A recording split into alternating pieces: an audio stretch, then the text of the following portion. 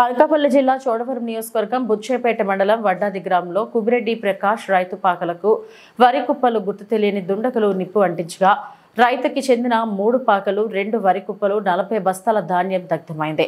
ఈ ఘటన గత రాత్రి సుమారు 2 గంటల ప్రాంతంలో జరిగి ఉంటుందని భావిస్తున్నారు. స్థానికుల సమాచారం మేరకు ఘటనా స్థలానికి చేరుకున్న చోడవరం అగ్నిమాపక సిబ్బంది వరి కుప్పల మంటలను అదుపు చేసే ప్రయత్నం చేస్తున్నారు. సుమారు 3 లక్షల ఆస్తి నష్టం సంభవించి ఉంటుందని అంచనా వేస్తున్నారు.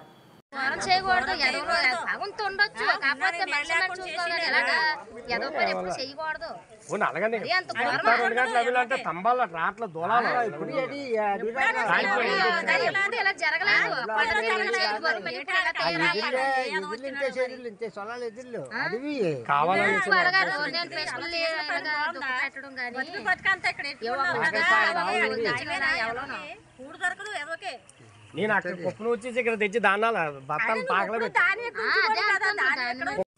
ఇది రాత్రి అంతా అయిపోయింది. అక్కడ పశువులు కాలిపోయి ఎడ్లు బండ్లు కాలిపోయి సుమారు 7-8 లక్షల వరకు ఆస్తి నష్టం అయిపోయిందండి.